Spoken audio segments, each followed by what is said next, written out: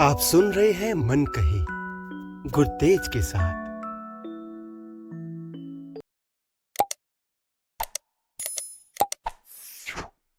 पंजाब, वो भूमि जिसकी छाती पर विश्व की सबसे पुरानी और अति विकसित सभ्यताएं पनपी, जहां वेदों की रचना हुई, जहां सरस्वती से लेकर यमुना तक सबने इस धरती को अपना पानी पिलाया, जिसे सप्त सिंधु के नाम से भी जाना गया।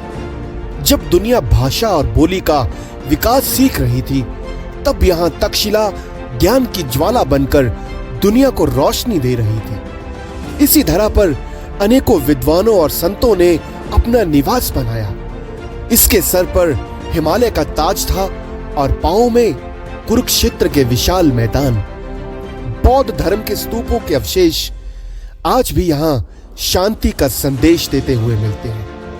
इसी जगह रामायण की रचना हुई और प्रसार भी भगवान श्री राम के पुत्रों ने इसी धरती पर अपना साम्राज्य बनाया। यहीं पर महाभारत का पहला पाठ हुआ। केवल पाठ ही नहीं, इसकी भूमि पर महाभारत का महायुद्ध हुआ और यहीं पर खालसा पंथ की स्थापना हुई। इसकी भुजाएं दूर दूर तक फैली थी, काबुल से लेकर तिब्बत तक और मेरठ से लेकर मंगोलिया तक। एक विशाल घने वन की भांति अनेकों सभ्यताओं और जनजातियों को इसने अपने रक्त से सींचा। भारत के सीने पर होने वाले हर प्रहार को पंजाब ने ही पहले अपनी भुजाओं से रोका। शास्त्र ही नहीं, शस्त्र का ज्ञान भी यहाँ के लोगों को था। समय के जलवायु के बदलाव के साथ इसकी सीमाएं बदलती रहीं, पर यहाँ के लोगों का जज्बा आज भी नहीं बदला। हूण, कुषाण, सनातन, बौद्ध, मुगल, सिख, ब्रिटिश, हर साम्राज्य को पंजाब ने देखा और अपनाया।